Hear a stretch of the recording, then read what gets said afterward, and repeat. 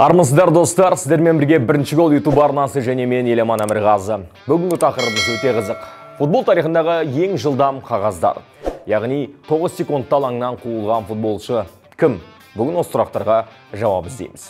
Футболда жылдам болған нәрсе әрқашан жағымды бола бермейді. Неге? Өйткені әрине жылдам соғылған гол бір жағынан командаға да, жанкүйерлерге де қуаныш сыйлайтыны жасырын емес. Дегенмен футболшы алаңнан жылдам қуылса, ең алдымен командасын қиын жағдайда қалдырып кетеді. Ал матч бойы 10 ойыншы мен 11 ойыншыға қарсы төтеп беру оңай шаруа емес. Осы орайда бірінші гол YouTube арнасы футбол тарихында ең жылдам қызыл қағаз алған футболшыларды назарларыңызға ұсынамыз.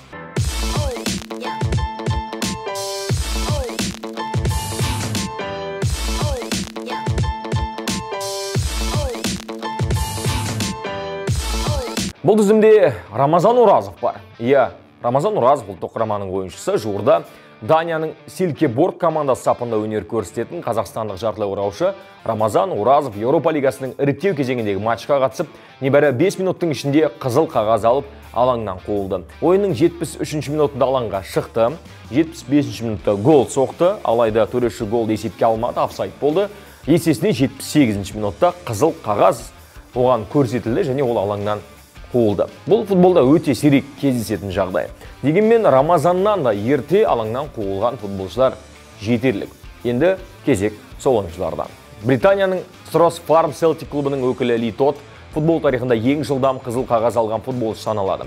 Оның командасы жартылай кәсіпқой футбол клубы болса да, әзірге бұл рекорд Ли Тотқа және оның клубына тиесілі болып тұр. Футболшы ойынның басталғанын білдіріп ысқырық шалған төрешіге балағат сөз айтқаны үшін бірден алаңнан қуылды. Төреші ойын басталғанын хабарлап ысқырық шалған кезде Ли Тот неге қатты ысқырасың деп оны балағаттаған екен. Төреші ойынды сол кезде тоқтатып бірден шабуылшыны алаңнан қуып жібереді. Матчтан кейінгі протоколда Ли Тотқа қызыл қағаз ойынның 2 секундында берілді деп көрсетілді. Ал кәсіпқой командалардың футболшыларына келсек, ең жылдам қызыл қағаз бұл Ницце қорғаушысына көрсетілген болатын. Атап айтсақ, Жан-Клер Тодибоға. Анжер командасына қарсы өткен матчтың 9 секундында Тодибо өрескел тәртіп бұзып төрешіден тиісті қағазын алып алаңнан қуылды. Статистикалық мәліметтерді жүргізетін Opta компаниясының мәліметінше, бұл Франция чемпионатында ең жылдам көрсетілген қызыл қағаз екен. Бұл тізімде Яя Туре де бар. Барселона және Манчестер Сити клубтарында ең жарқын ойын өткізген Кот д'Ивуар футболшысы Яя Туре карьерасының соңын Қытайдың Циндао Хайню клубында өткізді.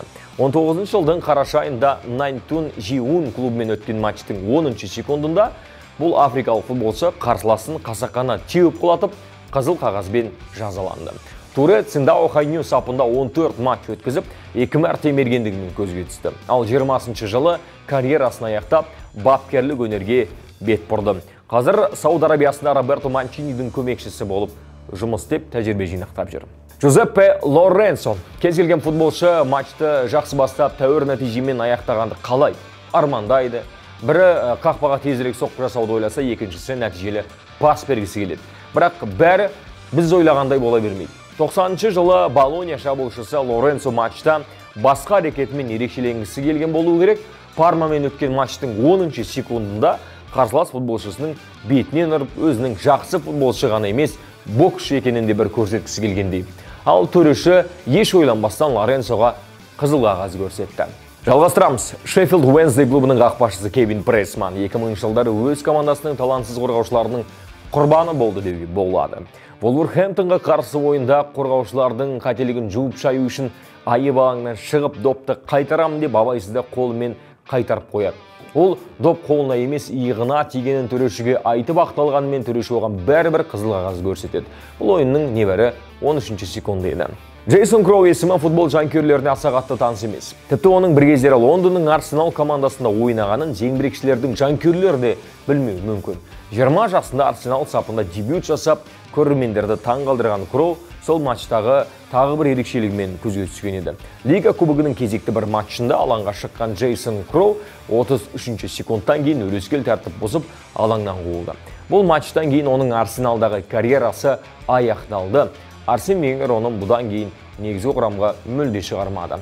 Стивен Джерард менің өзімнің жеке кумирім. Стивен Джерардты бұл тізімде. Ливерпуль клубының аңызы Стивен Джерард Манчестер Юнайтедке қарсы өткен өте жауапты матчта екінші таймда алаңға шыға салысымен командасын қиын жағдайда қайтадан тастап кетті. Андер Эррераға қарсы ойын тәртібін бұзған үшін төреші Джерардты атақ даңқына қарамай бірден алаңнан қуды. Стивен алаңда небәрі 38 секунд қана ойнады. Хосе Батиста көпшілік Уругвай футболы тарихындағы ең тәртіпсіз футболшы деп Луис Суаресті айтатын шығар. Бірақ бір қызымнан бір қызым сорақы дегендей 80-ші жылдары ұлттық құрамада ойнаған Хосе Батистаға қарағанда Суарестің қылығы жай ғана еркелік болып қалады. Қорғаушы Хосе Батиста қарсыластарымен қатты соқтығысқанды ұнататын.